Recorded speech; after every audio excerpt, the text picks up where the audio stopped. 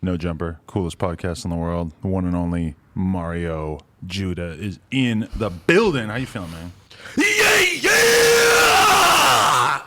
I feel great! Thank you! I'm really glad to be here, man. No, yeah, definitely. Yeah, definitely. Thank you for having me. Watched your videos forever, and I'm here now. Wow. Yeah. That means a lot.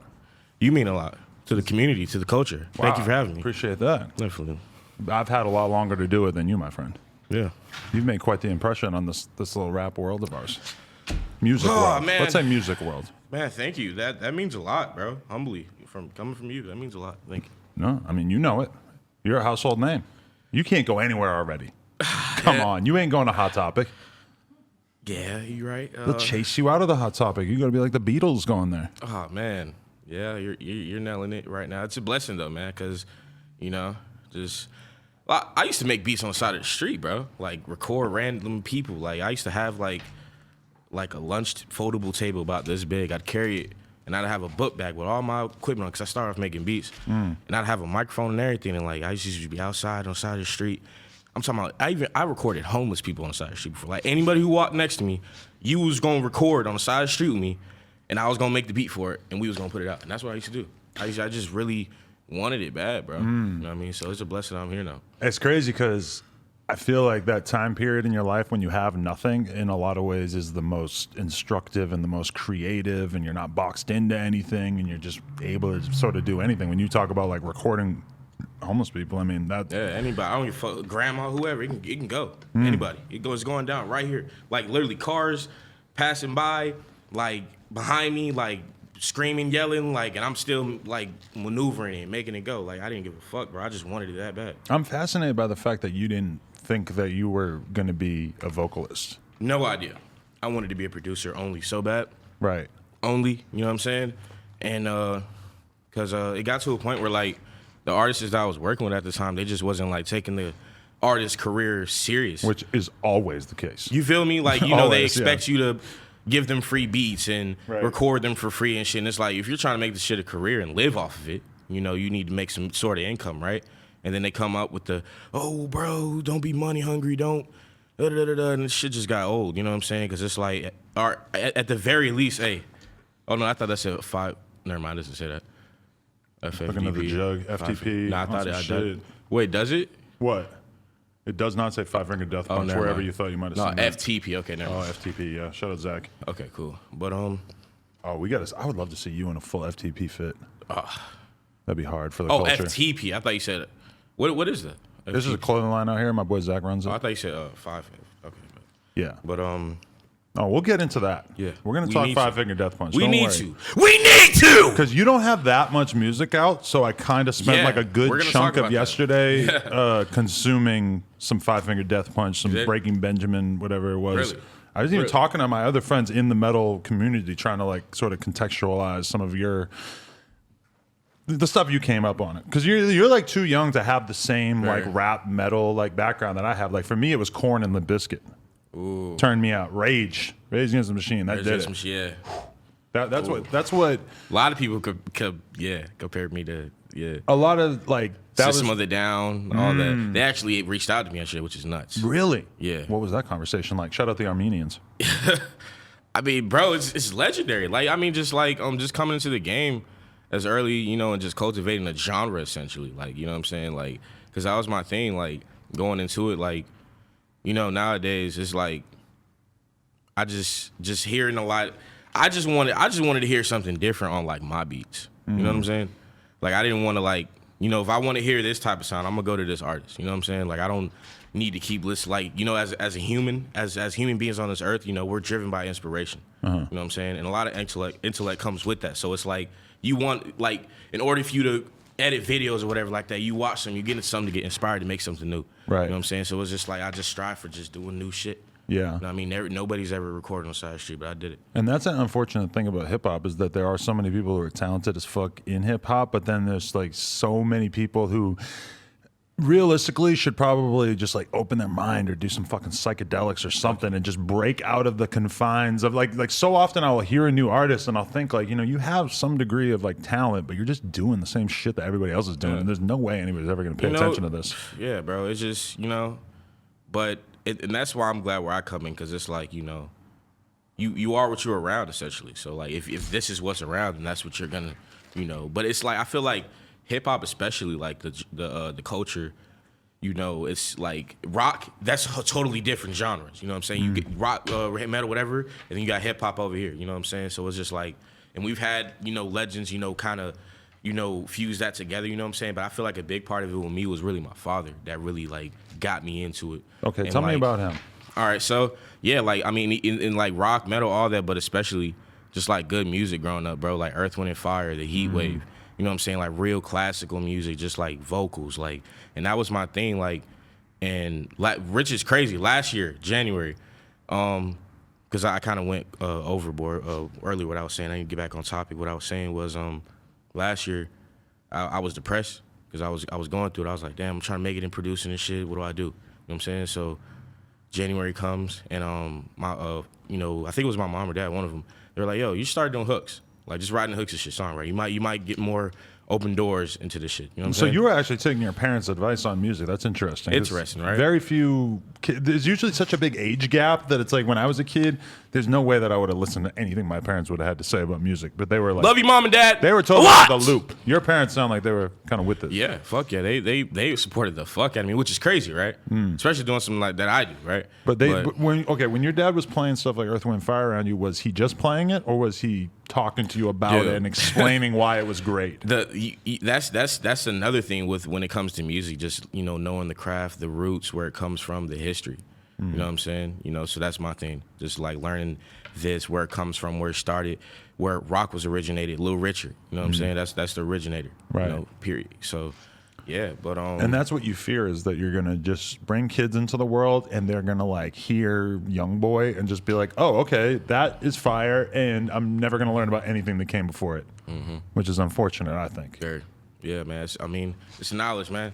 Use of knowledge is power. The use of it, not knowledge itself, because knowledge of that isn't used is essentially worthless. But if you use it, then it becomes power. In my opinion, the melding of hip hop and rock, there's been so many people who have attempted it, and it just has never really found its stride. Like you never really found like a consistent presence of that combination. Like you had something like Limp Bizkit and Korn come out, and then like within a couple of years they're considered super corny. And you know, there's just, you've seen a lot of people try it, but you've never really seen it done super well. And I think that in large part, like why System of a Down might have reached out to you is because I think a lot of people who've been in the game for a long time have we see the possibility of it, and we want that. And like when you came out, it was very much like, this dude actually seems like he could actually do this shit.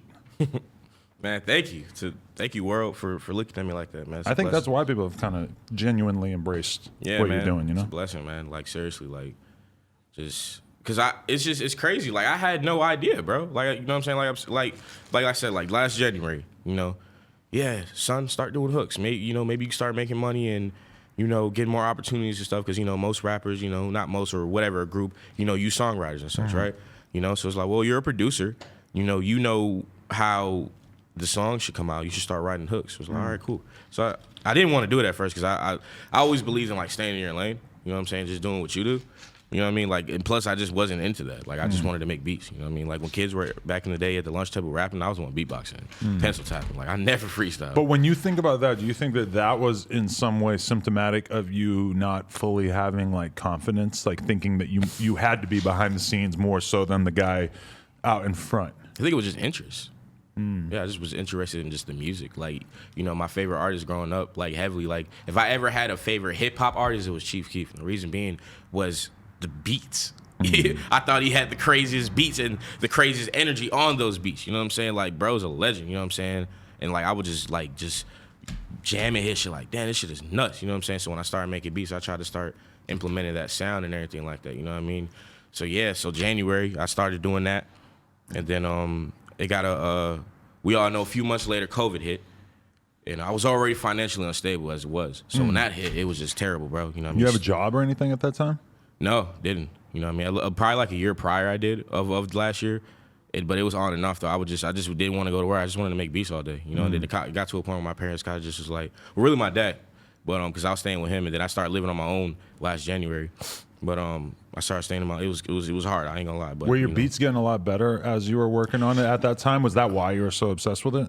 No, my beats were actually always good. Like I had like I actually like come because I've only been making beats for like 4 years, but like bro, like probably like my second year or third year in making beats, I was getting placements like with big artists. They just never came out. Right. So it's like as a producer, you know, them records never come out, then no one's ever gonna find out. Like my beats were they got good pretty fast. I don't know how, but I guess because I stuck with it all day. Like my first beat took me 18 hours because I was just hooked. I just wanted to keep learning the craft. But you didn't really have any sort of way to network or anybody that you knew who could get on these beats. You were trying to fuck with local artists, but they're not Placement serious. wise, right? Yeah. Is that what you mean? Yeah, like just getting out there in general. Not in the, you know, phone call away. It was a lot of working to do. You know what I mean? Meeting this person, this, that, and the other. You know, just trying to get in the door. You know what I mean? Because sometimes I'll be talking to some producer on here and I'll be like, so how'd you get in the game? They're like, well, I made this beat and I gave it to Thug and Thug hopped on it. And it's like, okay, like giving the beat to Thug is the whole fucking story here. Like you getting your foot in the door is the hardest part that I can imagine, you know?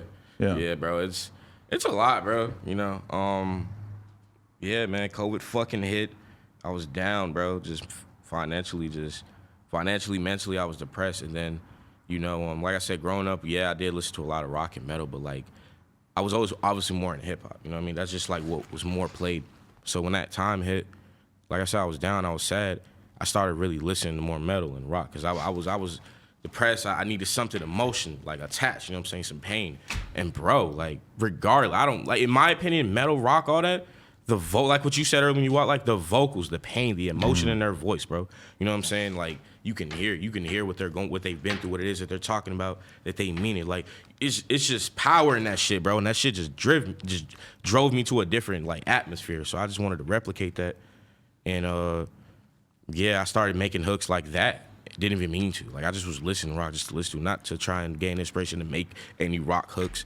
People were telling me like, yo, you're tripping. Like you got to put these out. I'm like, what? Like chill. You know what I'm saying? Like I'm staying in my place. You know what I'm saying? Because it's like you're here one day. You know how it go. You know what I'm saying? I don't want that. Like you got to understand, bro. Like this is it. Right. You're creating something new. You got to put this out. And I downed it for months. And then June hit, and that's when COVID was really going down, and you know, protests and all type. It was just the world was falling apart at that point. So I was like, you know what, fuck it. It's the worst that could happen. June 19th comes around.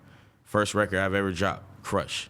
That was the record. A couple weeks later, Die Very Rough, and few other records after that. I only got like 5 songs out. Yeah, because you just keep dropping like singles. Like your iTunes is kind of funny because it's like project by project, but each project's only one song. Yeah, I don't know why it's like that. I gotta or the Spotify rather. Yeah. Yeah, I can talk to people about that. But but see, Die Very Rough blew up months later because I shot a video for it, and that was my first music video ever, and it just instantly just went. You know, it's a blessing, bro. Like to have that happen to somebody.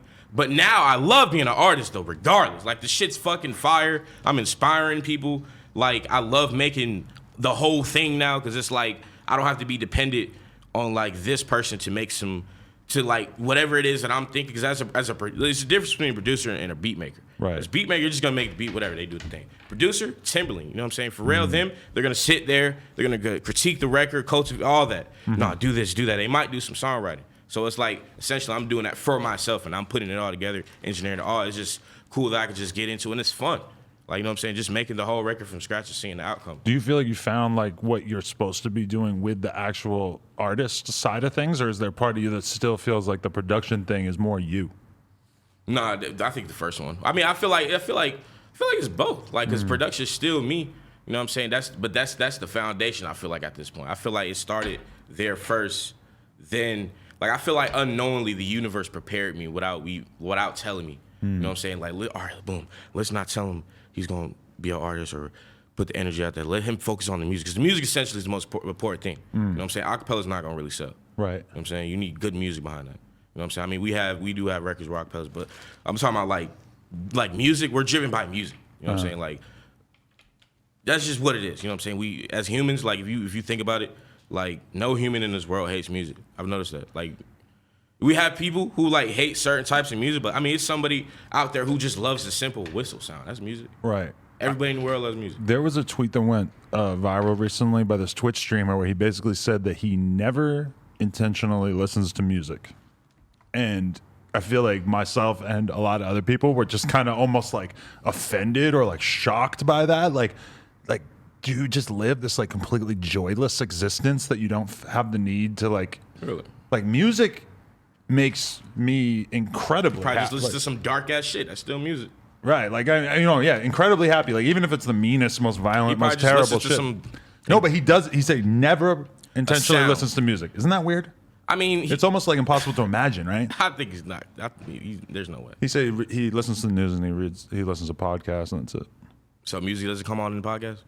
No, not always. Not on this podcast. You could avoid music by Well, I'm listening. saying the podcast that he's talking about, probably. Yeah, Like, I you mean, never know maybe he heard like a 10-second intro. Yeah, he hears some music.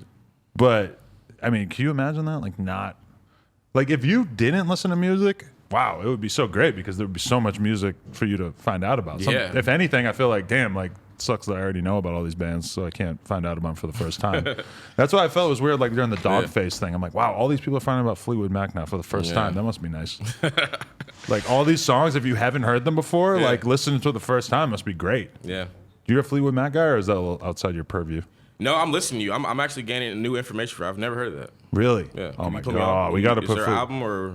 They have amazing stuff. Yeah. Yeah. So you Rock band from the '70s. Yeah. You'd love it.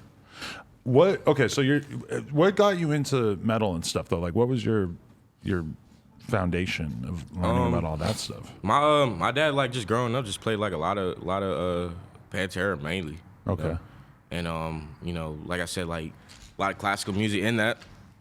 One of my favorite artists ever that isn't in fact a rock artist, but in my eyes he is a fucking rock star. I'm probably giving it away, but Michael Jackson! Oh. You're a goat and I love you! Right. Yeah. You do. A lot. Since a child, they weren't able to dissuade you by telling you that he was doing all this messed up stuff. That didn't, no, it didn't really. You don't buy it. Okay. I mean, he's gone, so it's easy to just kind of, whatever, right?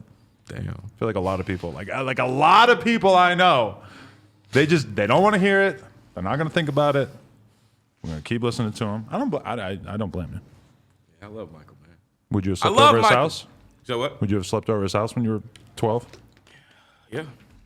Just for the story. Nah, I mean just to listen to a bunch of his old unreleased shit. Imagine. Yeah. Because I think he had a fucking circus in his backyard. I would have wanted to get on the circus while he fucking plays his unreleased shit. You know what I'm saying? So yeah, and plus my parents probably would have been with me anyway. So if anything were to go down, it wouldn't have happened. Yeah, hold it down. Mario Judah at the Neverland Ranch. Could have been your first show. At 12. At 12. Wow, that would have been fire. It seems like you have like almost like a fascination with who you were prior to all this stuff happening because you've been posting like some older photos of you and stuff. It feels like a lot of artists won't do that until they're maybe later in their career. Yeah, and a lot of yeah, man. I mean, I don't know. I mean, I feel like I kind of owe the world an explanation and a story of just where I come from and how I came. Because like, now that I think about it, Adam, now that you're bringing this up, I mean, I guess it is kind of unordinary, just kind of question, like, where did you come from, bro? Like, what made you make this? Like, what made you have the vocals you have and put it on certain beats and the whole aesthetic, right? So Right. I guess, you know, yeah, you're right. It's weird to think that there was ever a world that we lived in which Mario Judah wasn't a person that we all knew about already. Yeah, I was just Mario Douglas. Douglas. Yeah, man. That's a hard name, though. Thank you. You like Doug? People, when I went to military school, that's what they called me because we went by last names. You know, I was Cadet Douglas. Quail Man. Well, man. You put the belt on your head? Hey, man. Wait, so, okay, talk about military school. How bad did you have to fuck up before you ended up in there? Dude, man, you know how you gotta fucking be on your way to jail, really. You know what I'm saying? Like, I was just fucking up bad, bro. Because, like, you know, all right, so I'm really glad you're asking this. This is literally something I wanted to talk about. And just, My parents used to always threaten to send me to military school when I'd be getting suspended when I was in elementary school and stuff. So Really? the fact that it actually happened to you, I'm kind of fascinated by. Dude. All right. Hold up. Let me. Oh, man. All right, bro. So, man, this is a crazy story. It gets me emotional sometimes, just like how far it came about. But fuck it though, we are men and we are about to talk about shit because yes, let's go. All right, There man. it is. There So it is. about 15, 16, years old of age. Going to high school, you know, being on the football team, whatever, you know, those pictures you seen, like obviously I was much slimmer then, right? So I was that guy, you know, girls, you know, whatever, you know what I'm saying, into me and everything. And, you know, just getting into fights, just starting to hang around the wrong people, you know, I already got the attention of being like the popular kid or whatever. Mm-hmm. So, and where were you located again? I forget, Florida? No, Georgia. I'm from Georgia. Georgia, right? Yeah, well, I'm born in Flint, Michigan. I left Flint, Michigan when I was 7 and then went straight to Lawrenceville, Georgia. So technically, you are my favorite Flint rapper. Oh, okay. Well, we got to put you up there with BFB, the Pac-Man, and Rio, the Young OG. I don't know. But I just, like, I don't have much, like I said, I left there when I was 7. Yeah. So, like, I claim, like, you know, being from Atlanta. I got you. But even though I just said Lawrenceville was Gwinnett. That's actually where Migos is from. Just, I was moving back and forth from Gwinnett, Cobb, Fulton. But, you know, in my lifespan, I've stayed more in Atlanta than anything. So I just said Atlanta. Gotcha. But, shout out to BFB, Pac-Man. BFB, Pac-Man. Yeah, I found out. I watched that interview you did with him. Love it. I would love to see a shirtless picture of you guys together. Maybe we have some oil involved. I don't know.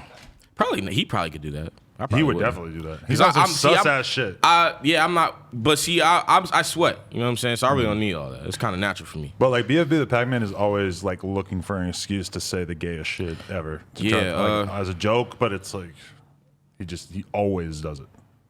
Hey man, you know.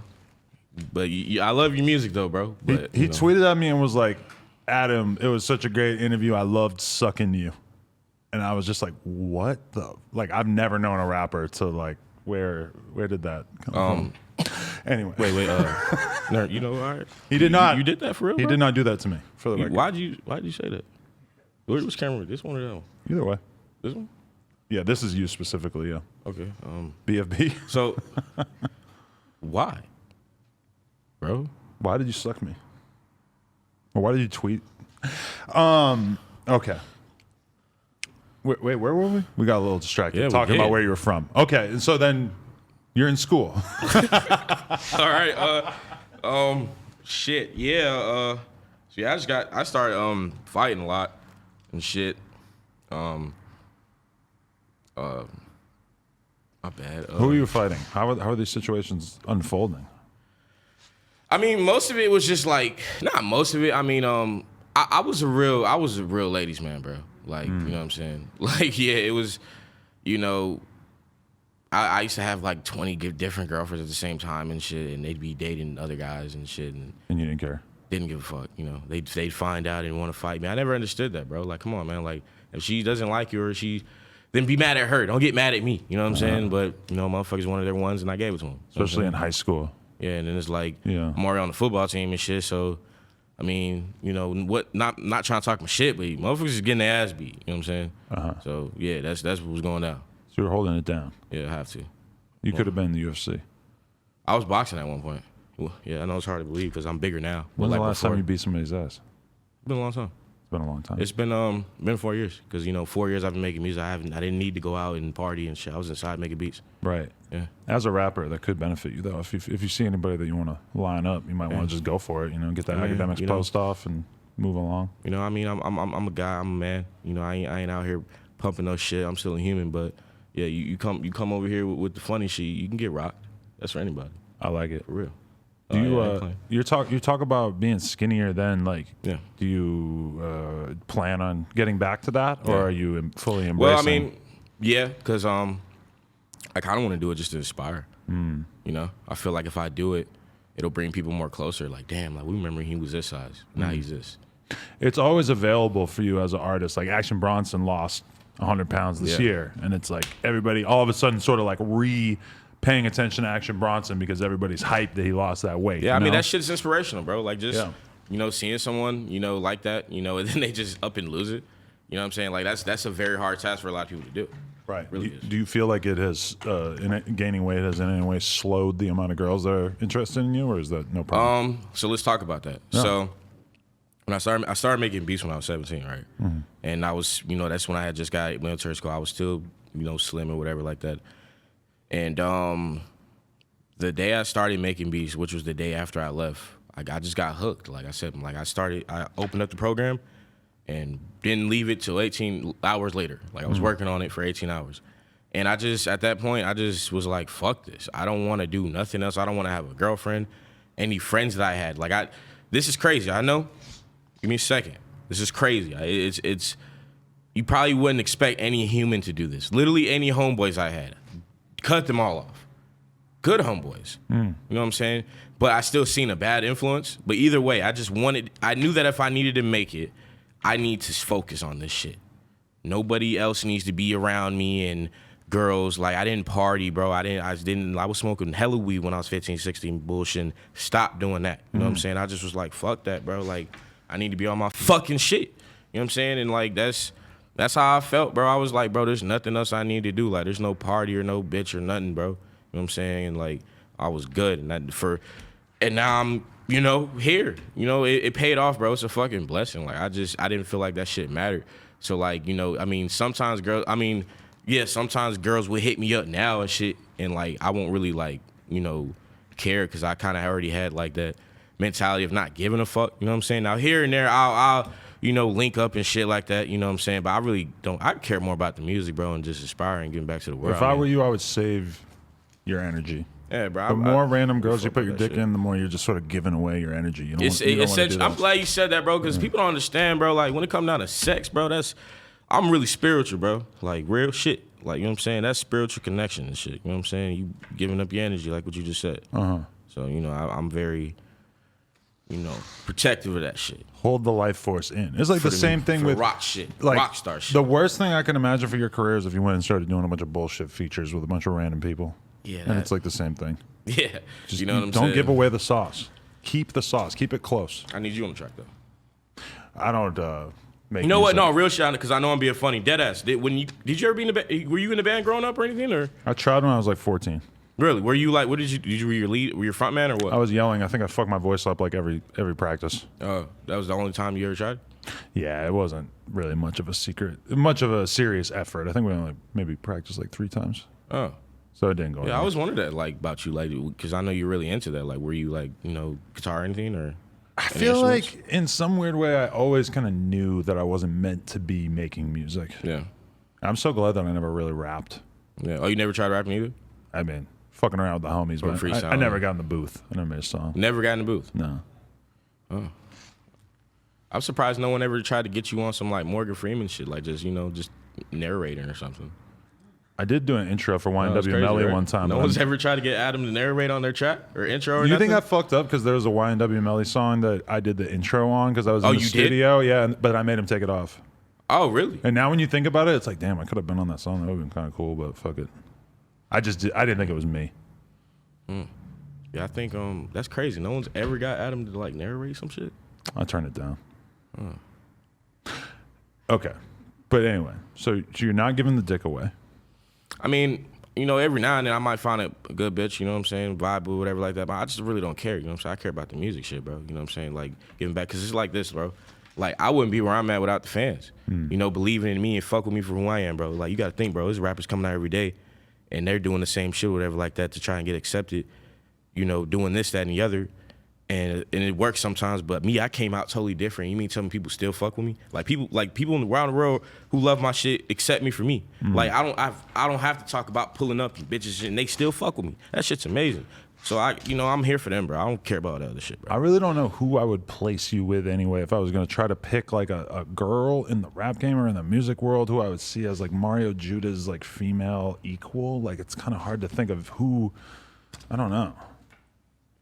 I mean, I'd love to see Mario Judah beating up a lot of rap game pussy, but I can't think of who would fit. Like, who's the other piece of this puzzle? Not right now, at least. I mean, no, yeah, keep the energy. I close. like Zendaya a lot. Okay, and Billie Eilish. You guys are very beautiful women. I respect you. And that's it. I don't. It's not about sex and shit. Like, you guys are very respectful women. I appreciate what you guys are doing for the culture a lot. You never met Billie Eilish? Never have. I would love to meet Billie Eilish though. I would love to know what she thinks of Mario Judah. She probably, I don't know. She probably thinks I'm innovative and unique as well as she is. She definitely knows. There's no way she doesn't know. Yeah. If she does, I'm honored. Really am. I love your music. There you go. Hey, so, okay, military school. We kind of strayed from that story about exactly what happened. You were fighting in school a lot. Yeah, a lot. And then your parents had just had enough at a certain point? Yeah, oh yeah. So I know I strayed. Okay, so yeah, it's just, Yeah, bro. Like, you know, just it was bad, bro. It was getting, because it's like, you know, I growing up, I wasn't like a bad person. I was a nice guy, you know what I'm saying? But just as growing up, and you know, parents, you know, splitting up, and you know, I know I'm putting that out there. I'm sorry, mom, dad, I love you, but it was a lot of shit I was going through, bro. You know what I'm saying?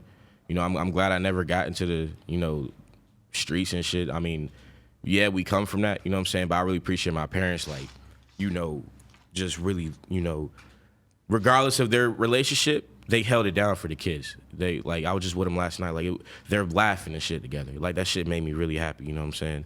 So they had a co-parenting type situation where they weren't together, but they were both and it was good. It was good family vibes, you know what I'm saying? That's dope. Yeah, bro, I really appreciate that. But at times, you know, it got hard, bro. Just us, you know, I've been to probably, like 40 different schools in my lifetime? 40.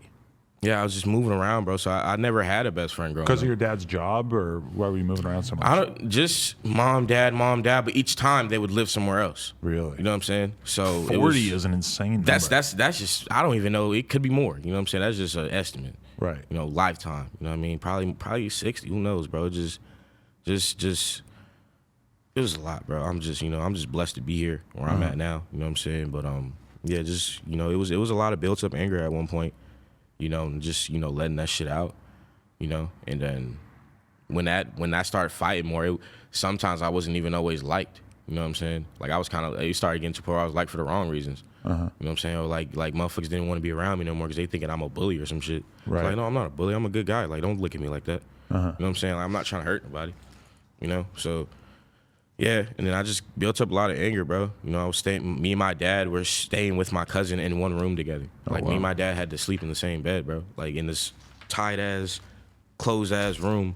And then when I got out from military school, I come back, you know, started making beats. Like, he had a closet. We had a closet, and I used to sit in the closet while he's sleeping in the bed and get up, wake up for work for the next day. I'm in the closet, hunched in, just making beats all night. He'll wake up, come back from work, I'm still working on the same beat. So, yeah, bro, like, it was a lot. We went through a lot. What was the military school experience like? Yeah, okay. And how much did that change you, and how strict was it? Yeah. So before it went in, obviously just all over the place, you know, didn't give a fuck. But going in, bro, it was it taught me people, what people's intentions are of you. Like, you know, going in, they always said, all right, look, y'all all in here, you better not trust nobody in here, because everybody in here ain't gonna be your friend. They always stress that shit. And, you know, I'd have homies that, you know, you start bonding, having a bond with inside, you know, your bunk buddy, whoever. And, you know, sometimes they would switch and do this, and it just started, like, you know, like, letting me see the world more. You know what I'm saying? And just being in this closed-ass environment where obviously there's no fucking phones, or phones just left at home. We wear the same shit every day.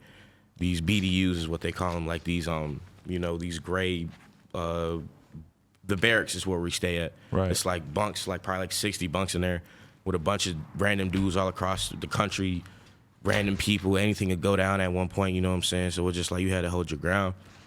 You know, it's kind of like survival. We have to wake up at 5 a.m. every day and do PT. PT is personal training. Right. So that's going out and physical training, excuse me. Do you think that had a good effect on you by, like, forcing you to have some discipline and shit? Yeah, discipline, you know, screaming at you, get down and left, right, parade, rest, you know what I'm saying? Forward, march, left, you know what I'm saying? It's just like a lot of shit, bro, you know what I'm saying? So, and like, you know, when you're not used to that shit, bro, like, and you can't do nothing about it, because if you try to buck back or whatever, like, they send your ass to jail. You know what I'm saying? Like, you try to, you know what I'm saying, your whole life fucked up. I wasn't trying to go through that. I knew that I had aspirations, so as a man, you just kind of just had to just go through it, bro. You know what I'm saying? That shit, you know, but it taught me a lot, though. Like, I came out mature, definitely didn't want to be partying and bullshit, because I didn't want to go back, bro. But it didn't make you lose your sort of eccentric nature that makes you who you are, because, like, when you think about what they're doing in military school, they're kind of like trying to beat the Mario Judah out of you. They're trying to beat that crazy creative side out of you. I see what you're saying. But like they're trying to take that artistic wildflower child that the wild parts. I wasn't even making music then, but I see what you're saying. They're trying to, like, make you sort of like a stock individual who falls in line and is able to sort of do a job. Yeah, they don't want you to be all this. Yeah, they don't want you to have that I don't give a fuck attitude. Like, you know what? It's funny because, like, essentially, like me, I have this I don't give a fuck attitude. I don't give a fuck about shit. That's Rockstar. And it survived the military school, which is what I find kind of fascinating. Right, you know what I'm saying? Well, then, I don't know, bro. I mean, I guess it was different circumstances. Like, just like as like growing up. Not really growing up, more like after I got out, I always had this mentality like you gotta do what you gotta do. So like after I got out, when I had to stay in this, this room where like I'm staying with like 4 other different people, like in a tenant situation where like a guy he rents a house and he has 4 different people living there. I had to do that. I had to rent a room for like $500 a month. It was trash, but I had to go through it. Like I got this. I don't give a fuck attitude, but like I'm smart with like I don't give a fuck meaning like I'm not gonna go out and just fucking kill somebody on the side of the street. Like, you know what I'm saying? Like, don't give a fuck, but don't be dumb. Right. You know what I'm saying? So it's like, yeah, but my I don't give a fuck is just basically like just on some do what you want. Like, live your life. Did you in any way, like, take that work ethic that they were trying to instill into you and take that to making beats? Because it sounds like you were beyond obsessed with it. Yeah, because I would, like I said, I wouldn't even, like, make it beats. And it happened, like, I just got randomly introduced to it when I got out. But, yeah, it was already, like, a work ethic. Like, motherfuckers used to make us, like, when we got there, bro, like, imagine, like, 20 motherfuckers screaming at you doing this whatever and like standing in front of the shower and you got 1 minute, like 60 seconds to take a shower. Right. Literally. Like they were making us like fucking hurry up. Like you go in, 60 seconds, come out, next guy goes in. Like it was trash, bro. But what does that do to you mentally? Is it making you scared of people and like fucking... I don't know what it did, bro. Like it just fucked like just that shit was just like, bro, like who the fuck wants to only take a shower for 60 seconds? Like I'm a human. Right. Like I want to take a good fucking shower. Even in prison, they let you in there for a few minutes or some shit, right? Yeah. It seems, I think. I don't know. I don't know, never been. Right. Hopefully never. But I've never heard about them being on like a super strict clock in there. No, 60 fucking seconds, bro. Then, good, you're doing good. You might get 5 minutes and shit, Fucking trash, bro. Damn. It still does sound kind of cool, though, just the having to like work out really hard and all that. Yeah, now that aspect is what I took from it though, because like even though it was trash, and it's funny, this is the worst I've ever spoke about it. Because usually when people ask me about it, I'm like, yeah, man, it changed me, it helped me, it matured me. You know what I'm saying? Because essentially that's what it did. It didn't make you want to join the military? No, at one slight point I did want to do it, because we were on a National Guard base in Fort Stewart. So that's it's different. You got National Guard, Army, Navy, different stuff. I think what I probably would have did if I were to go would probably been like Air Force. Yeah.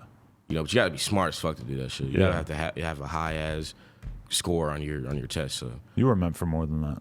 No disrespect to them. But. But I'm just glad I'm here now doing what I'm doing to also inspire them. When they're going out in the war and they're fighting, protecting our country, bro. You know what I'm saying? I make the music to fuel them. Right. You know what I'm saying? So they can get back home to their families and be happy. Definitely. Yeah. So does it touch you with the 5 Finger Death Punch stuff that we were having the conversation about? This band's one of your favorite bands that like a lot of their stuff is sort of like specifically tailored to the military experience. Mm-hmm.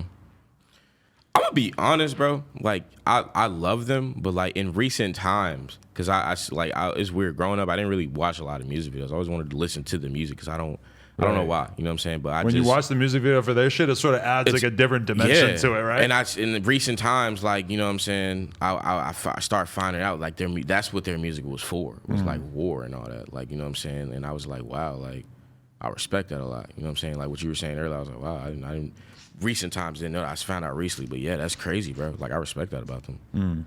Shout out Ivan Moody, man. I love you. You fuck with that guy? Hell yeah. He's an interesting dude. I watched this video that went viral of him sort of screaming at somebody in the crowd and telling them, like, because I guess he threw somebody on his head in the mosh pit or some shit. Yeah. And he was just fully, like, calling him out for, like, 7 minutes on stage, calling this fool out. It was pretty intense. Wow. Viral. Rockstar shit. Yeah! That sounds like him. Those vocals right there sound very inspired by him. Yeah. Yeah. He's a legend, man. Who are your other, like, people that you've looked at in metal or, like, outside of rap that has made you sort of, like, vocally been inspired by? Because like that style of vocals really, like I don't think we really heard anybody in rap utilize that sort of style. Like, all right, so like the aggressive but clean vocals, right? Like not a growl or like a scream. It's more of a nice little howl. So at the end of my my vocal yells, when I go ugh, yeah, like that, I get that from Phil a lot because he used to do that all the time. Phil and Selma from War of, like you can hear it all in War of Mouth, like how he used to do that at the end of his shit. And I get that a lot from him. A lot of the melodic comes from Ivan, obviously, and the raspiness, melodic, and also like that all mixed together. Like, yeah, that's Ivan, but also like Breaking Benjamin a lot. Like them three, I always say are like my favorite. Right. It's like that's what like that's me, you know. That's like that cultivates like what like the sound essentially. Definitely. I think me and you, we need to text each other back and forth bands and like albums and songs. You got and you got stuff. playlists and shit. Like you got a playlist or? So I'm always. I definitely don't have a metal playlist or anything like that, but I'm open to it because there's just like a million bands that I would like to like get your thoughts on or like show you some shit. You know? Yeah. Yeah, bro. Fuck yeah. Like, And vice versa. Yeah, I'm sure. yeah. Zilla did that for me recently. I reached out to him because Really, that's yeah. interesting. Were you a fan of him before you started popping? Because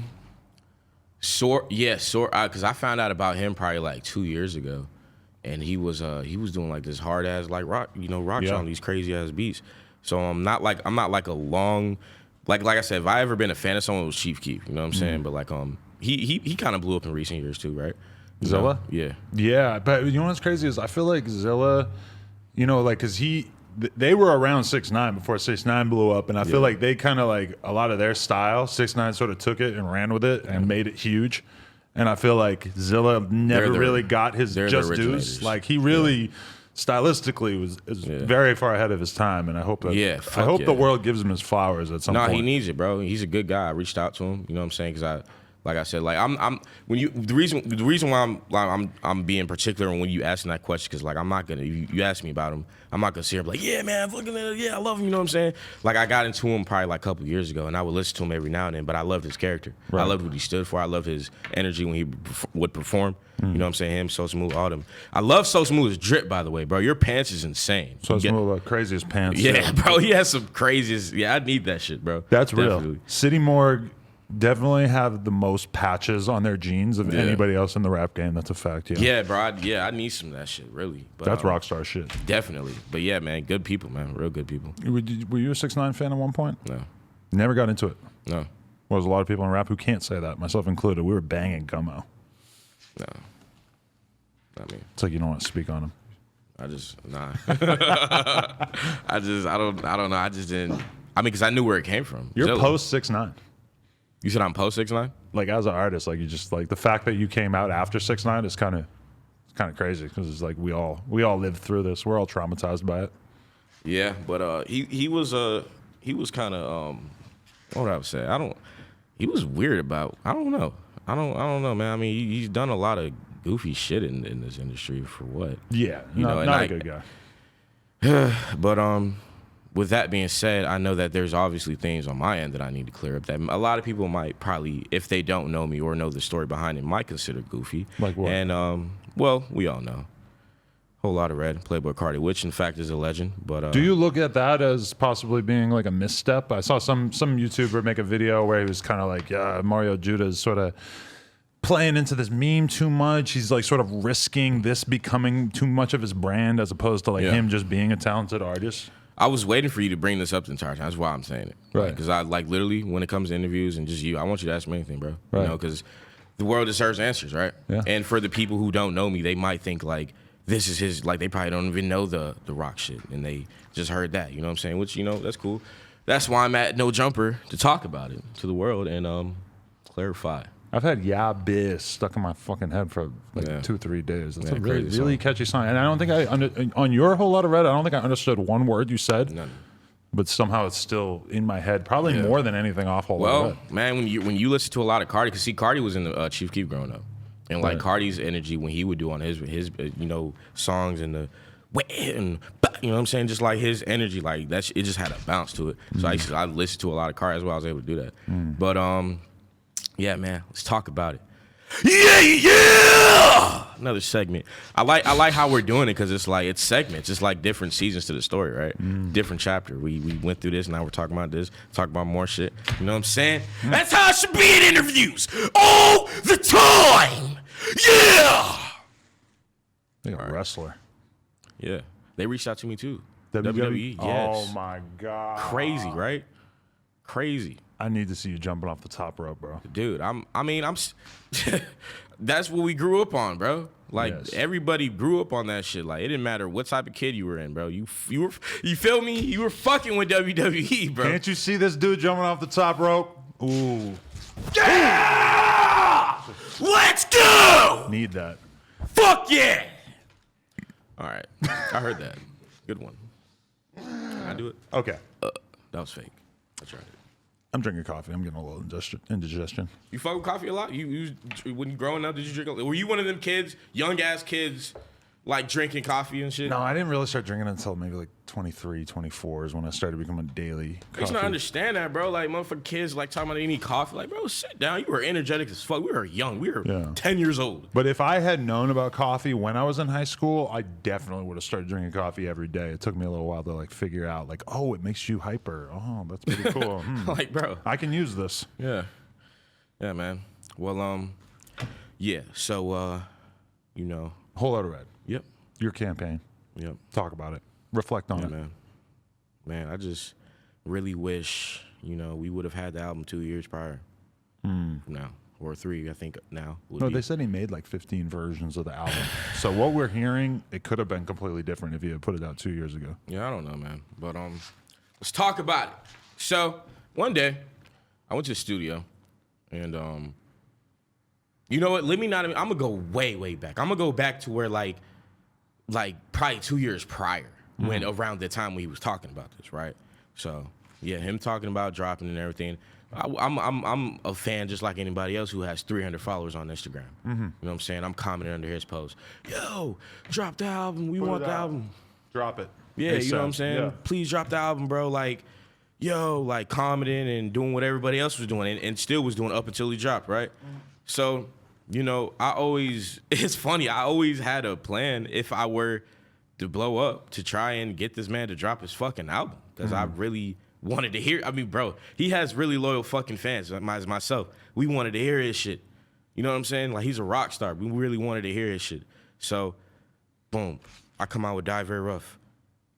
I did it. I fucking beat the Chico. I'm up now. I blew up. All right. So, you know, and it's kind of crazy what I'm doing because, like, essentially, like, you know, a lot of artists, rappers, whatever, especially in the hip hop world, you don't really see where like someone's going out their way to show love to another artist. Like, it's more like this ego. I don't give a fuck. I met Comethazine the other day. Told him, bro, I love your shit. Before I was doing this shit, I loved your shit. You know what I'm saying? But, you know, I'm just throwing it out there. Trippie Redd, all meeting everybody, recently letting these people know, like, paying homage. You know what I'm saying? I think that's good to be straight up about it. Yeah, bro. Like, you know, I mean, I understand, you know, the ego and all that, but we're humans, bro. Like, we're inspired. We listen to shit. We're fucking humans. It's music, you know? Excuse me, sorry. No, definitely. And I mean, you're someone who kind of wears your influences on your sleeve. Yeah, bro. I don't mind telling anyone because it's all about inspirations. Like, I want, you know, people right now who are like 13 years old, 14, you're watching this, 15, 16, and you want to be an artist one day, I want you to be able to look at me and figure out what I was inspired by and listen to that, or continue to listen to different music and be inspired, bro. Listen whatever you want. You doesn't have to be me. Listen to what you want, bro. Just make what you want. Fuck, you know what I'm saying? Do what the fuck you want. Your parents tell you to do this. You want to be a doctor, but you really want to be a tennis player? Be a fucking tennis player. Who gives a fuck? You want to be a whatever, you know? But you want to fix cameras? Do that. Fuck it. But yeah. So boom, I blow up. Die Very Rough. I'm lit. And you know, I'm you know, meme and everything, which is funny. Like, I didn't know it was gonna take a meme route, but it did, you know. So at that point, you know what you gotta do, write it. So you write it, you know, yeah, you know, hey, you know. Then well, first it went crazy on Twitter, as we all know. Went crazy on Twitter, then TikTok took it. So yeah, that's when it became a meme, right? Cool, you know, I'm lit, you know what I'm saying? I don't have a problem with that, whatever, you know. I make people smile, I guess. Fuck it. You know what I mean? I'm inspiring people at the same time. But was it weird to just have so many people paying attention to you and in many cases like laughing and like finding some element of humor in your existence? I was actually happy though. Yeah. Like, you know what I'm saying? Like, the jokes about it, the Luigi Judah. Well, that's funny that's an old joke because we had an artist that we actually have queued up that we're going to show you at some point that the comments were calling him both Luigi Judah and Wario Judah. Wario Judah, that's another one. So you have like clones of Really? sorts. I don't know if I want to call them a clone. I have but clones? We have somebody we're going to Already? show you after that. They call them Wario Judah. Of me? Wow, I'm inspiring people already? That's what I'm saying. All right, cool. They're out here. It didn't take long. Wow. Yeah, that's a blessing, you know. Whether it be negative or even positive, as long as, you know, if I inspire you to do whatever, you know, cool. I felt like the Mario Judah thing. And what I mean by that, I mean like if you know, trying to, I don't even know how to explain that. Like, because based on your music, like what it would be about or that person, you know what I'm saying? If I inspired you, of course I would want it to be for the positive, but as long as I inspired you to do whatever. That's what I'm here for. Yeah, we'll check it out by the end of the podcast. Yeah, but go ahead. but Yeah, I go wanted to ask you. So I felt like there was the Mario Judah thing came along. We're all like seeing you. We're consuming the music. We're all kind of shocked and everything. And then the Rolling Loud shit happened. And then you went viral a bunch of times. Yeah, it was like from every there, week. from the falling down his thing. It still goes on. Drewski's reaction to you and his conversation with you, like it was just kind of over and over. Like everybody just beyond fascinated. I don't know, man. I just got this. Like I just went viral an hour ago before I came here. For like, what? Just random shit, like a fucking video. Like, all right, so I'm at a hotel, and this is actually my homie, but he it's like no, this wasn't an hour. Well, I found out about it an hour ago, but I think it was like a couple of days ago or whatever like that. But like I'm just on the fucking balcony of a hotel, and then he looks. He's like, "Yo, Mario Judah, I found him. I bet you won't throw the chair off the thing." And I was about to do it. I don't give a fuck, you know. And he's like, "No, don't do it." You know, but don't throw a chair off a balcony because Chair Girl in Toronto. Drake took her out his video because she did that. Yeah, I was about to. I didn't give a fuck, but I thought about it and was like, no, let me not. I don't want to hurt nobody.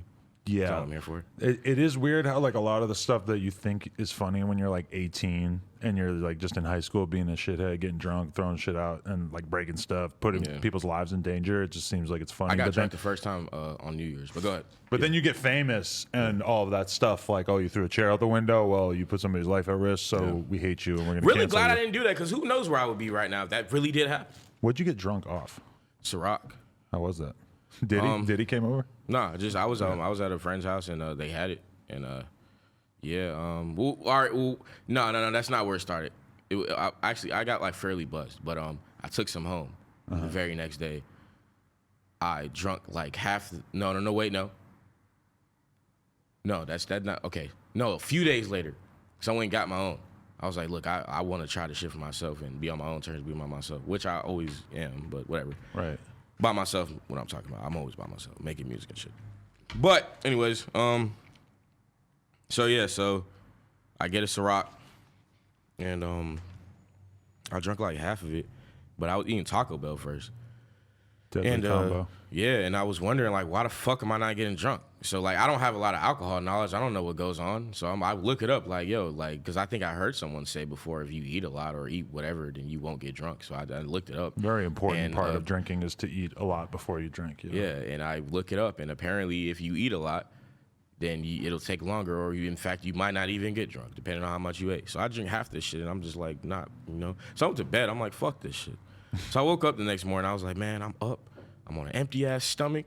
I'm gonna try this shit for myself. You know, because I wanted to see it. Everybody always talks about it, and I grew up always saying, bro, fuck that shit. Like, yeah, I smoked weed, but I was always against alcohol. But not against it, but I was just like, I'm not gonna go overboard with that shit ever. Like, I used to sip around, but I never got like crazy like what I'm about to tell you now. So yeah, woke up, empty ass stomach. I was like, you know what? Fuck it. Drunk half of the rest of the half. Like, it was a big half too. It was like, you know, like I considered this probably half. Of alcohol? That's a lot of alcohol, yeah. Yeah, half is usually half. Right. But no, we're half. And what, the Diddy bottles are what, like, probably like, somewhat, right? Right. Something like that. Half a bottle of Ciroc on an empty stomach that'll do it. Yeah, so that fucking happens. And yeah, I was tweaking. I was laying on the ground. My cheek was making out with the ground a lot. And this is just in the morning? This is you by yourself? Yeah, it was going down. I was trying to play Call of Duty. Wasn't fucking working. I was getting killed left and right. That night was fucking crazy. I'm just glad I didn't do no dumb shit and leave the house or whatever. You don't think it's for you? Drinking? Yeah, not for me, man. It's ruined many a great artist. I like feeling myself. I don't want to feel like something's taking over me and controlling me, essentially. Right. Like, if I do some dumb shit, I want to be held accountable, not something else. You know what I'm saying? Don't do cocaine either. Never. Fuck no. Not for me. I mean, I don't have any against anybody who does it. Do your thing, you know? That's the type of rockstar shit you on, do it, man. Fuck it, but not me. Don't drink lean either. Also, another thing I'll just throw out there. No, all that shit just slow you down, you, bro. You're a real role model. It's just real shit. Just my advice, you know. I've just seen it too many times. Real role model, man. Look. He's telling you rappers just coming up. You don't have to do that shit, bro. Adam's saying that, bro. Adam 22, bro. I would kind of like to hear what the Mario Judah Lean album would be like. If But I were, I don't think it's worth it personally. Like, I don't know. Lean brings out something out of artists sometimes that's a little different. I mean, nah, I don't think any. No, you're right. That's Well, what Whole for Lot of them, Red. That's what I blame Whole Lot of Red on. Yeah, for them, but I mean, like that's kind of in the name. But. the music that I would like, Five Finger, Breaking Bad. I don't think they were drinking lean. No, they were. They were drinking Bud Light. Yeah. And Afghani tears. Yeah, and I don't even drink that, so I'm good with water. You see, I've been drinking. Can I have another one, please? Please. I'm only on a half for the day. This kind of sucks. I really love water a lot. Yeah. Thank you so much. Shout out Ugly God. Water. Water. Water. He got mad at me Water. the other day. Not Why? mad, but like he texted me. Really? He was like, "Bro, why are you giving out producer sauce?" I'm Like what? It's a plugin called Expand 2. I'm letting everybody know, man. I do not give a fuck, Ugly God. Let the people know, man. Ugly God. We're out here to help people. We're shitting on your whole agenda. Fuck it. Because I guess in the interview I spoke about it, and but he wasn't mad. He was kind of playful, like, "Yo, bro, come on, don't tell people the sauce." I'm out here to let people know, man. Shout out Ugly God, man. You're a legend, man. You've done a lot to cultivate the culture, bro, and what you've done. Ugly God, Mario Judah. No offense, probably not. No offense. You've done a lot for the culture, but I wasn't that into his music when I was getting into it. I see, like, a lot of people, like if I like you, it's for different reasons. Like, I might respect what you did, or I might appreciate what you did for this. You know what I'm saying? Like I said earlier, like, I'm not gonna ever, yeah, man, fuck yeah, this person's fire. I was into this person. Like, I'm gonna keep it a buck with you. You know what I'm saying? Like, I appreciate what he did, but I didn't listen to it. Ugly God got some heat though, and his last project, honestly, I fucked with it. You did? Oh, cool. Yeah, Good for him. He's underrated. In Adam my opinion. 22 fucks with your shit, man. That's fire. If I was a rapper, perhaps I would be doing that. Yeah. What were we talking about? Whole Lot of Red. Oh yeah. We still never really got to the. She's We got giving him three Wow. waters. Yo, thank you. I like that. Oh yeah. Laura, blessing. Drink Mario more water. Judah. Do you think that it was in any way misguided, the whole Lot of Red promotional strategy that you kind of embraced? I didn't find out it was promotional until recently. I didn't know I was gonna gain whatever from it. Like, I just wanted his album, and we got it. And we'll get to that. Hold on, we not move too fast. That's kind of the interesting thing, though, is that you can't just do something now. Everything you do is going to be perceived as you doing something to get something. You know, like, you making a joke is Get now his album, yeah. you doing this to get on, to go viral is how people will perceive shit, which is kind of interesting. I don't know. I mean, but that's why I like for now. If something like that, were to happen again, go to an interview and speak about it. Right. So, but yeah, was a super diehard Carti fan. For the people who don't know, loved Carti a lot, still do. Like I said, was came out with Die Very Rough, whatever, lit. So I was like, at one point, I'm at the studio. I'm like, you know what? I made it. I'm here. I got a platform. I'm gonna use it for good. I'm gonna use it for the good, for a good cause. So I hop on my, and this is when I was in the Red Room, the Red Studio. I got the fucking ramen noodle shirt, the one y'all, was fucking with and posting and shit, everybody. That's when it happened that day. And I just happened to be in a Red Room because I hadn't really been in a Red, like, studio like that. And I just was getting a lot of, I think I was listening to Carti just, like, randomly, just on some inspiration shit. Like, just not even inspiration. I just love his music. This shit's fire. And because, like, when I say not inspiration, because I don't make music like him. You know what I'm saying? I might make the beats that he would rap on, but I don't think, like, in general, for my own music, I would ever try and make a Carti sound. I'm, like, way opposite of him. You know what I'm saying? But I know that's funny to say because I did do that, but we're going to get to that point as to why. Right. But which most people, especially why I did it, was to get him to drop the album. Right. What rapper wants to be getting copied in order, you know what I'm saying? So I knew that would urge a point to get him to drop. Like, that's my only way of, like, well, I can't just drop the album like a lot of people say drop the album. He still didn't do it. Right. So it's like, you know what, fuck this. So let me get back to it. So I'm in that room. I'm like, you know what, fuck this. I need to figure something out to get him to drop the album for the world. We need this. The world needs it. We've been through a lot. World needs it, bro. Like, so I went in there and screamed loud at Carti. I yelled at him. I yelled at Carti, man. I screamed very loud at him. And I pleaded and begged in a more aggressive way.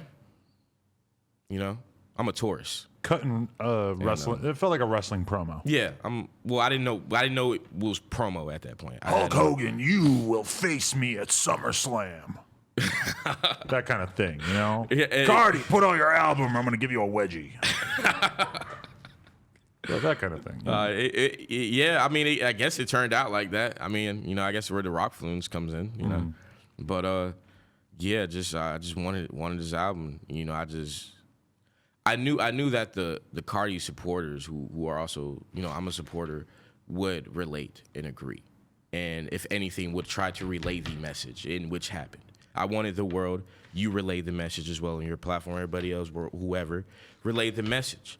So, you know, we ended up getting that day, in fact, because that day, all right, how it happened was I'm in there chilling, and I'm just looking through shit. I think it might have been your shit, but somebody said that he's dropping December 6th. So that was a week prior. That was on a Sunday. December 6th was a Sunday. So a week prior was whatever day. I don't know what that was. That's when I made that Red video. I'm on the phone screaming and shit, and that's why I'm telling him, like, look, fuck this shit. I don't give a fuck. Like, it's been 2 years. You have a week. We need this shit now. Because I know it's done. I know you have songs. Don't even try it, bro. Like, it's been 2 years. Like, this is your only job. This is your only fucking job, bro. Like, give us the music.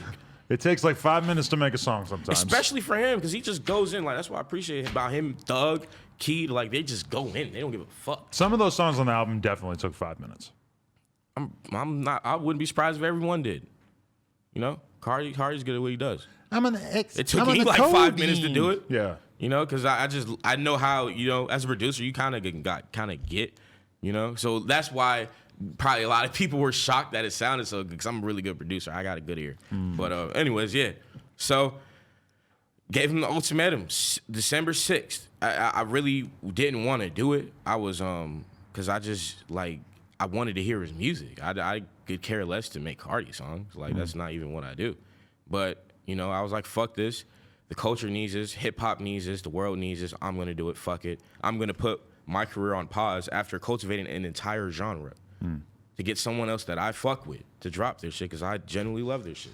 So you really feel like you put your own content on pause to sort of do this? Well, that's what I did. Yeah, right. that's definitely what I did. And I, you know, did that. And, December 6th came around, and he did not drop. So, I was upset that day. I was really mad, you know. So as time got on, when I kept making videos, I got more aggressive because I was upset. So December 6th came, and Big Yeah came out. Right. You know, so that comes, and did like 1.5 in the first day, which is that was great. That was amazing. I was happy, but I was pissed that the fucking album wasn't out. I'm like, yo, like we want your shit, like. You know what I'm saying? Like, I don't care about a mention, a acknowledge, a retweet, nothing. A DM. Like, I just wanted your album. But does it piss you off or upset you in any way to think that maybe Carti thinks you're a mark, or that you're like weird for doing this? Because I saw that one of his artists allegedly tweeted out "fuck Mario Judah." Yeah. I don't know who the artist was necessarily. Yeah. Which I found out about that recently. I didn't know that. Right. I mean, as a fan, it kind of hurt me, because it's like, damn, like. I just wanted your music, bro. Like, that's all I wanted. Like, I just wanted to hear your shit, like millions of your other fans, bro. Like, we genuinely fuck with you. And I don't know, it kind of like, and even when I dropped the rest of Whole Lotta Red, which was just part 1, you know, I did that because I was like, look, like, if he keeps fucking up, then it's gonna keep going to part 2, part 3. I got on I got on my live and spoke about it and said, look, we got to go up to part 100. You know what I'm saying? I don't give a fuck. Like, we need this shit. You know what I'm saying? And it just, like, I mean, if that's, you know, that happened, like, it kind of hurt me, bro. Like, I'm a fucking Carti fan, bro. Like, and then y'all are saying, fuck me, and I'm just trying to do this to get your album. I mean, it is what it is, you know? But you're very different than him in that you're having fun on social media and not taking yourself that seriously. And he's, like, not on social media almost at all and takes himself incredibly seriously, from my perspective. I don't know, man. I mean, he never talks to his fucking fans, and it kind of hurts us. Like, I'm speaking from a fan perspective right now, and everybody who's watching this can relate to me. And if they were in my position doing me, they'd feel bad, too. Like, damn, like, I only did this. Like, yeah, motherfuckers could think whatever, promo, whatever. I had no idea it was promo. Like, everybody was posting. I was looking at it as they're relaying the fucking message. I didn't know I was gonna gain 700 fucking K followers, damn near, from the shit. I kind of wish it didn't go down like that. I could care less about the attention. I just wanted the man's album. I really wanted his album. And that day, bro, when he finally dropped on Christmas, I mean, because I'm looking at it like, yo, you're dropping on Christmas? Oh, this is a gift to the world. This has got to be hard. I done did all this. He's finally dropping. He obviously know what's going on. He's heard what I'm doing. He knows that, Mario Judah's pressuring him, whatever, because he needs to be pressured. It's been 2 years. Like, I'm going to speak for the fans, get him to drop. He drops. And I was sad, bro. And after that, and leading up to that, I was posting a video damn near every day, speaking about Twitter, everything. Yeah, I didn't speak for damn near 5 days, bro. And how many times did you listen to the album in that period of time? Bro, I listened to it probably 34 times. And did you grow more fond of it? Nah, man. I'm still upset. It's a lot of great songs that he's posted snippet wise that his fans want, that we want, and we're not on there. I mean, New Neon was on there. Do you think that's coming on the deluxe though? You think he's going to come with all the stuff that the fans been? I mean, I've been hearing that he won't do it. I mean, even if he does do it, it's like, I don't know, bro. We want that Carti. We want that shit that we fuck with, bro. You know what I'm saying? I understand elevating and, but to me and a lot of people, what was the problem? To us, the community, it sounded like someone was trying to be like Carti. That's what it sounded like. And it was just confusing. Like, are you sure this is Carti? You know what I'm saying? And it's just it just kind of threw me off. Like, New Neon really sounded like Carti. It really felt like he tried to do something that was so punk rock and so like he really wanted to, with this project, I think, epitomize, he wants to be a rock star. He wants to be punk. He wants to sort of be the guy in rap who's doing something that's so different and so weird that people don't really even understand.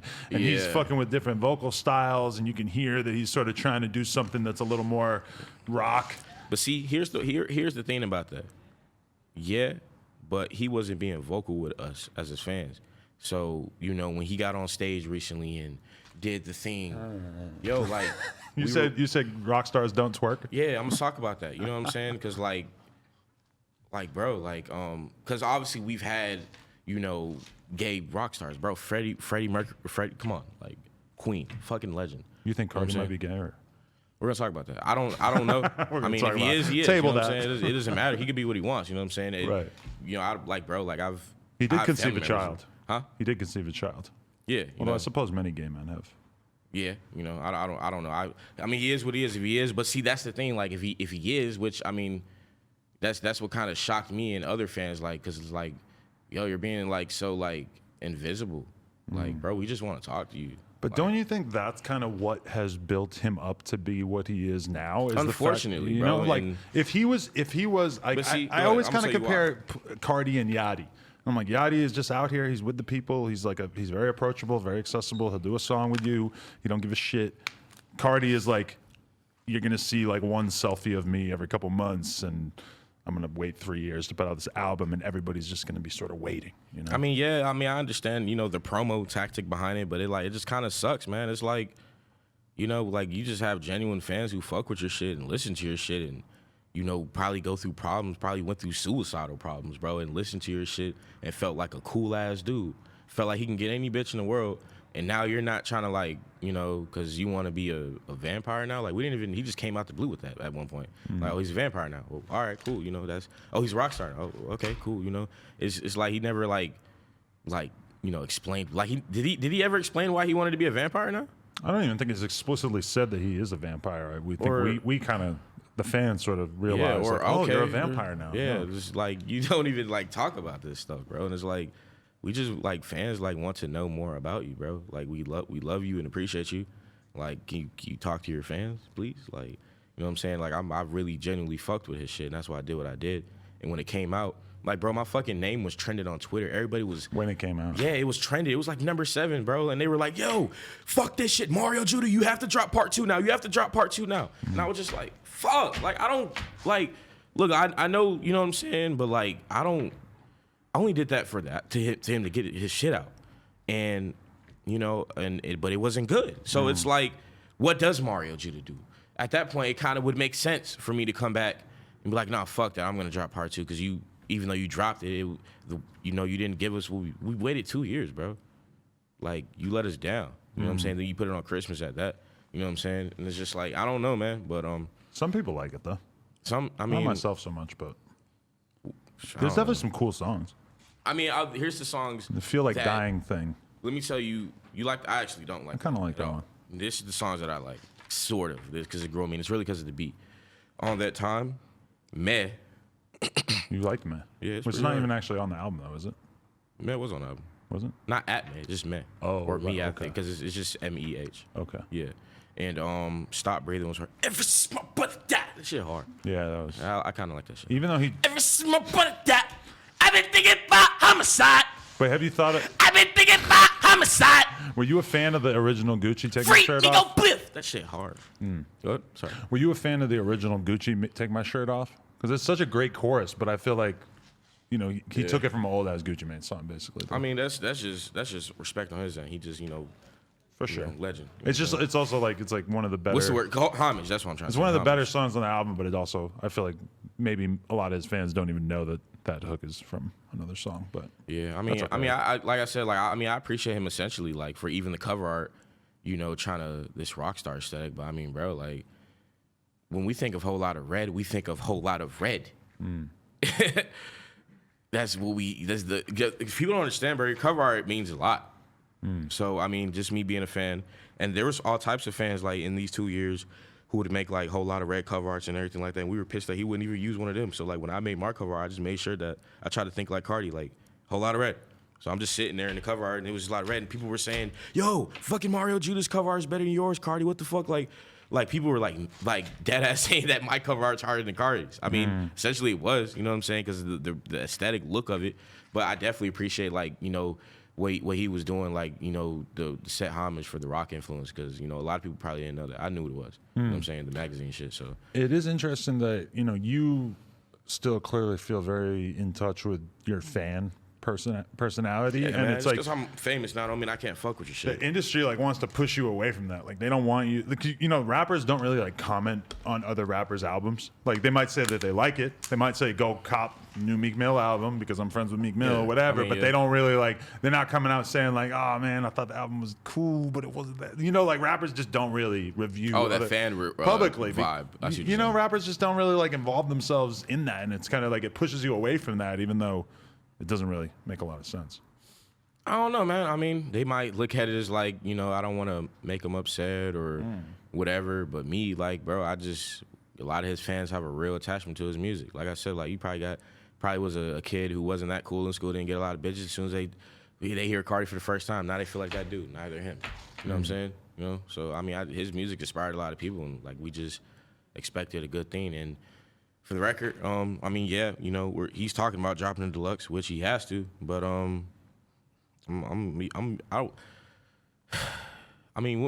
even like he didn't even tell us when he's gonna do that. You know what I'm saying? Like, it's like, bro, like, you just keep bro, be vocal, bro. Like, when are you gonna do that? Because it's like it's gonna come to a point, like, because I'm ready to get back on my rockstar shit. I already announced that I wasn't. You know what I'm saying? I'm not dropping the bar shit. I'm ready to get, like, my fans like are you know what I'm saying? Like, and even the newer fans that I gained, they all actually fuck with the rockstar shit. Like, everybody does. I mean, everybody, like you said, like, the world like really appreciates what I'm doing. But it's just like, if he's not gonna hold his end of the deal and give the world what they need, I don't mind doing both, bro. You got baby rock star and then you got teen rock star. You know what I'm saying? What I'm doing essentially is like the adult teen, real rock star. Yeah, yeah. But You know what I'm saying? imagine- And I'll do the baby rock star, which is Carti, if I need to. Imagine if he don't drop. you end up in a position one day where people like are, where you have fans that are so like, because it's kind of different for you because you haven't put out that much music. Yeah. But it's like Carti developed this expectation for his music, and then he kind of found himself in a weird position where it's like he might have been putting out what he wanted, but then there's a completely different lane of what the fans wanted. And in Bro, it's this about the case, there's fans. specific songs because they've heard big chunks of About all the these fans, songs. man. yeah. Fans got you where you're at. You got Lambos and Guineas and Bentleys. But if you make music to just make the fans happy, Well, see, there's a balance. You want, what makes you happy makes the fans happy. That should be the balance. What you made, what you make. Because the thing is, like, whatever you blew away, I would reckon that that's what you're into, and that's what the type of music that you want to continue making. So why not just elevate in that music? Don't go. I mean, it's millions of ways you can do about your music. There's no rules, obviously, but it's like, at the very least, at least tell us that, like, if you're introducing a new vibe, like I guess what he did, at least be vocal about it. Like, hey fans, I'm finna start you know, being more aggressive with my vocals. Like, you know, I got a song called Stop Breathing. Ever since my brother died, I'm finna start, you know, being hard with it. Right. No more baby voice. He could have said some shit and let us know. You know what I'm saying? You just come out with it. It's like, yo, what's this? Like, what do you know, like we weren't prepared for that. I feel you. Okay, I want to know about what you're planning for your career. Like, yeah, there's a lot of people wonder, man. There's a lot of ways you could go with this. Like, I could see the Mario Judah first album or first project going in a lot of ways. Like, how, you know, rappers always do the thing where they just drop projects over and over and they call them mixtapes until one of them blows up and then they say, oh, that's my album. Yeah. But I feel like you're with it enough that you could, like, really have a crazy conceptual first album. Yeah. And I'm kind of glad that you haven't dropped, like, a EP or a project in general, like, so we don't necessarily know fully like what's up your sleeve at this time. Right. But from what we can see with the Whole Lotta Red, all the way to the more, you know, operatic metal type stuff, it's clear that you have so many different styles that you are capable of. Like, do you want to put out a project where you just sort of like dial in on the sort of metal style, like singing type vocal stuff? Do you want to do a project that includes all of these different styles? Oh, great question, Adam. Thank you, bro. Like, I really like you, bro. Like, I appreciate it. I like you, like just being a fan of you, bro, and being here, like, but meeting you in person as well. Like, it's a different vibe. You have a really good energy. I really appreciate that. Like, just I know I'm going off topic. Just real quick. When I was a baby, my dad, he told me, like, because when you're a baby, like your imagination, energy levels are particularly very, very high because as a kid, you're just born, you know. Oh yeah. So, you know, when babies cry or whatever because they're around certain people, that's real. Like, you know what I'm saying? But see, my thing, I had a very strong energy, like, regardless to anything. Like, this person came in, I was crying instantly. This person came in, I was crying instantly. But I always kept that same amount of energy through my life. Like, usually when you grow up, that kind of descends, your imagination descends, you know, because you're growing up, you're not believing certain shit. But me, like, I always kept that imaginative state. That's why I'm where I'm at now, because I manifested this. I knew I was going to be where I'm at, you know what I'm saying? So, yeah, you have very great energy, bro. I appreciate it. I really Thank appreciate you it. so much. Yeah. But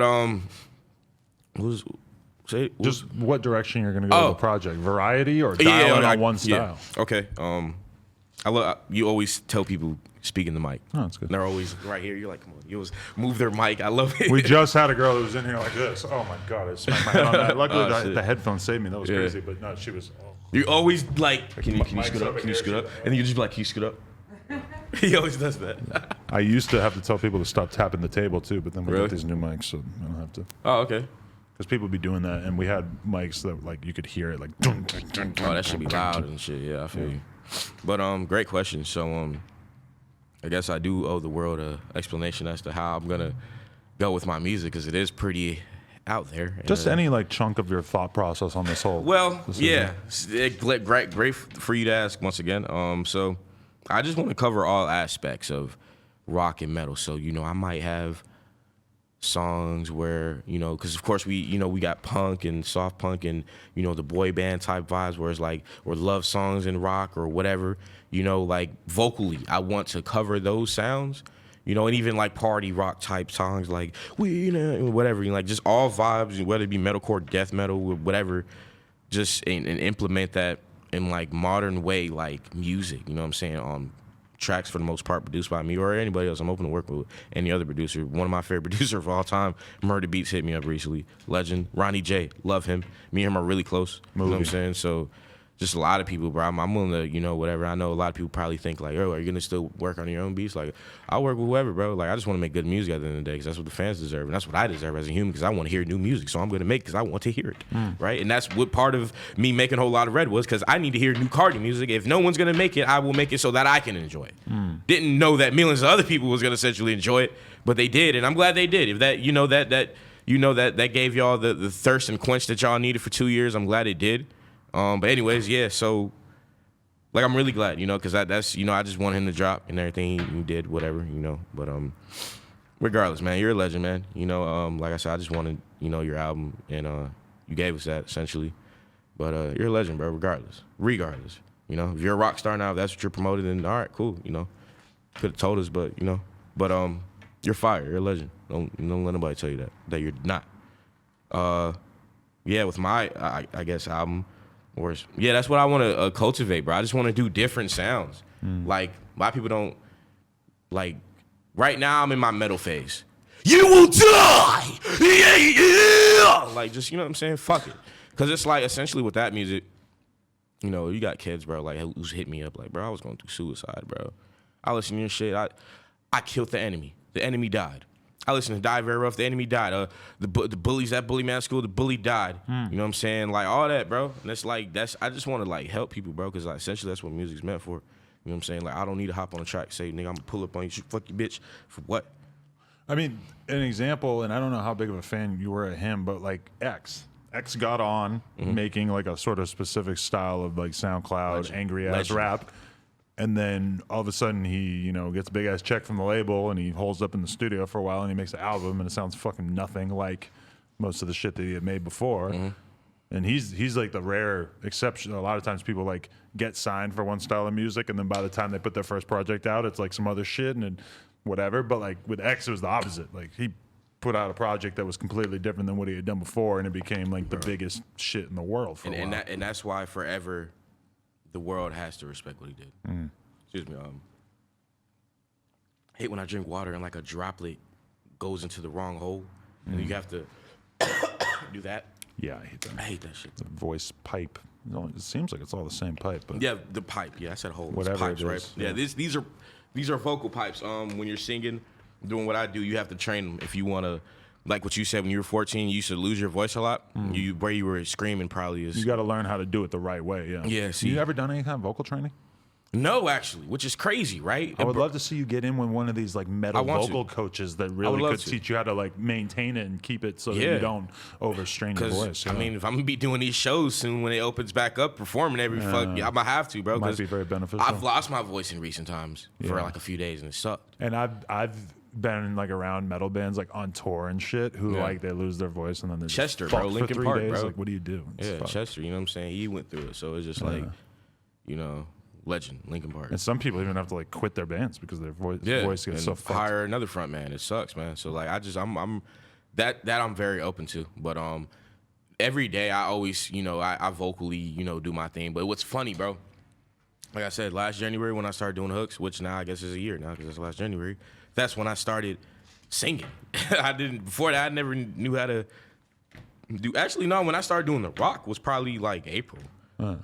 So it was like 9 months ago, some shit. When I tried it, like I never tried it. I didn't know I could sing, bro. I don't know how, bro. Like I guess it's just all that built up pain and emotion. You know what I'm saying? Like someone that I really, you know, appreciate for that vibe and emotion is Rod Wave. You know, you could tell he went through a lot.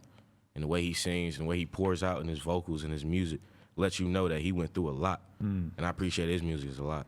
And it's funny when I, you know, coming into it, a lot of people compared me to him because we have very good vocal vibes, you know, vibrato. He has a good vibrato. He's a great singer. Rod Wave, shout out to you, bro. And you can really hear the pain in his voice. Very much, bro. Like you really can hear it, and I really appreciate it. When you saw him fall into that stage, when the stage collapsed, I could hear the pain. Yeah. I hope you're all right, bro. That was a while ago. I think he was fine. That was the best. He's good. I also just wanted to throw this out there. What's your favorite Mario video game of all time? Mario Kart. There's all these different ones. Did you ever play? Yeah, bro. And did you ever feel any solidarity with him? Like, that's my boy. That plumber, that Italian plumber. Yeah, man. Super Mario Bros. That's my For guy. me. I mean, I love Mario Kart. It's always legendary, but Smash, bro. I mean, there's really no favorite, bro. He's in so many games. Yeah, you know. I'm not gonna lie though. When I first got into it, because I was new to it, I probably got into it when I was like 7. I used to play with Luigi more because you're an alternative kind of guy. Yeah, And you're like, fuck this guy. I got my name. I'm gonna play with the other dude. Yeah, I mean, I think it was because he was faster, bro. That nigga could jump higher, in my opinion. He was taller, he was faster, he could jump higher, but it was in this certain game. And then I started playing other games, and then Mario was better. So I was just trying to figure out, like, I want to. He's red, that's my favorite color, but this guy's not as fast as the other guy. This guy Luigi's pretty fire, so I just started playing with him.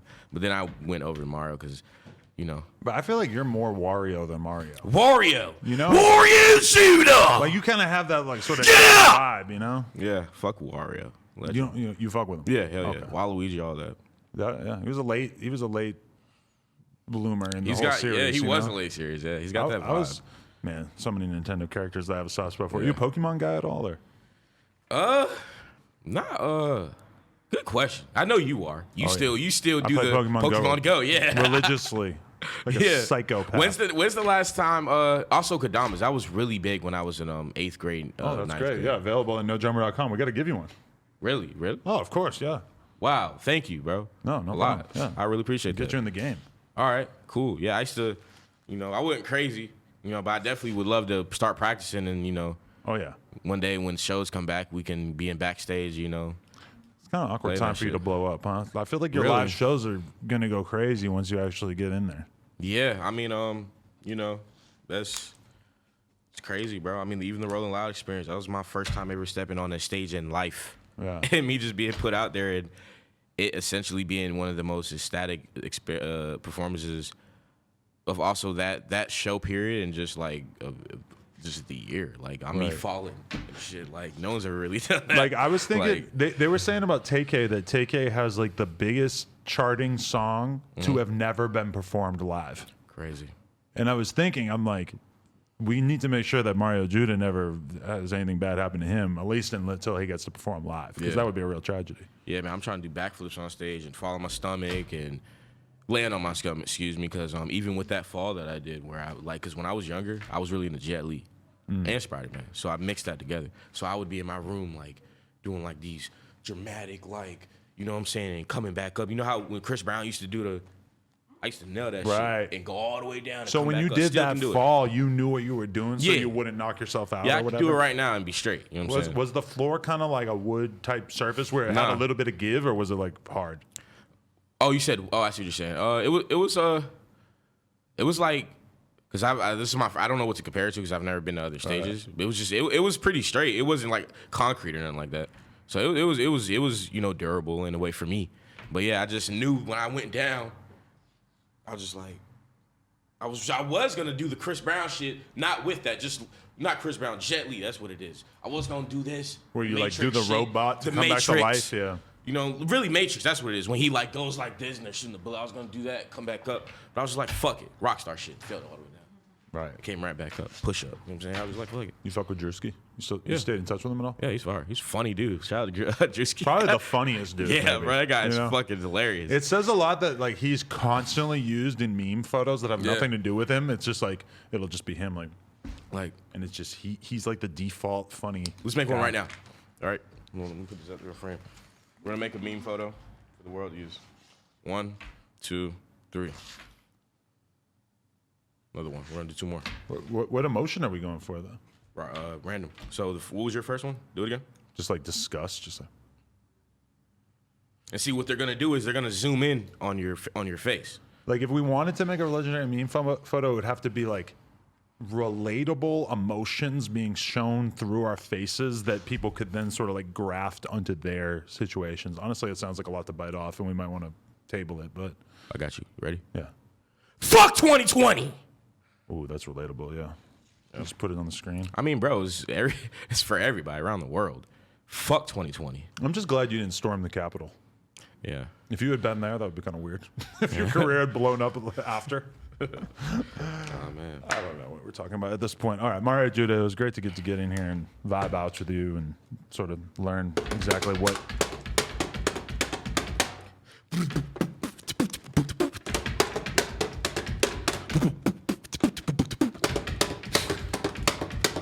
Just a little talent show right there, but thanks, bro. He can do it all. Yeah, man, I try, man, for the people out there. Hey, Thank you. I'm looking forward to the project, and I got to get your number so Yeah. we can send bands back and forth. Please. I got a lot of pop culture that I'd like to see what you think of. Because it's inspiration. I want to listen to new shit and just expand my horizons and my creativity for the world, man. I'm with it. Also, there's a guy named Finn McKenty who has a YouTube channel called the Punk Rock MBA that basically just teaches you a shitload about like all kinds of things from metal and hardcore and shit. And he actually helped me out a little bit I discussed interviewing you with him, and he gave me some guidance on stuff to talk about too. So I would like to shout that out and advise everybody at home to check it out as well.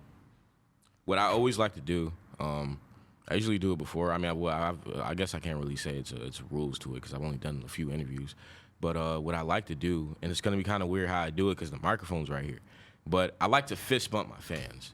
through the camera. I like to walk up to my fans and, you know, if I do it right now, are they gonna at least be able to hear me? Do I gotta like, or can I just do it? Yeah, you could just, we can end the interview with that. As I say the outro, you can just approach the camera with your fist and sort of then they can put their fist to the TV or computer. I always have them fist bump me and I always say something. I always give them something to leave with. You know what I'm saying? That's why this jacket here, I know I guys didn't speak about it. This is now the legendary jacket. So when I get my Breakfast Club's interview and just more of interviews with no jumper or whoever, you know what I'm saying? Legendary moments, I will always wear this. The same jacket. Yeah. Normally rappers need like a new jacket every time they do a round of media. I always wear this. Like that, yeah. This is the legendary rock star interview jacket. Because this is the talk about it time. It's time to talk about it. You know what I'm saying? So this is what that jacket's for. The flash show would be if you fist bump the camera as you do your outro, and then you walk away, and then I'll do my outro when you'll already have made your dramatic exit. Okay, so all you want me to do right now is just fist bump it and walk out. And say whatever it is you want to say as your outro. Okay, so fist bump this, because that's how I was going to do it. I didn't know how you were going to do it in the edits and everything. Whatever you want to do. There's no editing, yeah. Everything sounds weird now that I take these headphones off. Wow. All right, let's do it. Yeah! Don't worry about shit! Someone tells you that you can't do it, that you can't do something, fuck them! I don't give a fuck what it is! Now, what I want to do right now is fist bump all my lovely, amazing rock star supporters. I try to stray away from the word fan. I know it comes around, but I look at you as rock stars, because you are. And I'm here to innovate and inspire. I'm just like you. I've been through a lot, just like you have. All right? So, what we're gonna do now is fist bump. So on the count of 3, first, put your foot up, or your hand up, excuse me. This is a hand, not a foot. All right? Your foot's right here. Move your feet, move. Yep. Use your feet. All right? Use your hands. This is one hand now. So what we're gonna do, put it up. On the count of 3, we're gonna fist bump. And after that, I want you to yell rock star as loud as you can. All right? I'm gonna say it with you. So I'm gonna fist bump you, then say rock star. All right? 3, 2, 1. Rock star! Yeah, yeah! Thank you, word. I love you. All right, Mario Judah. No Jumper, coolest podcast in the world. Check us out on YouTube, SoundCloud, iTunes. Like, comment, subscribe. NoJumper.com if you want to support. I gotta pee. I always gotta pee. Appreciate y'all.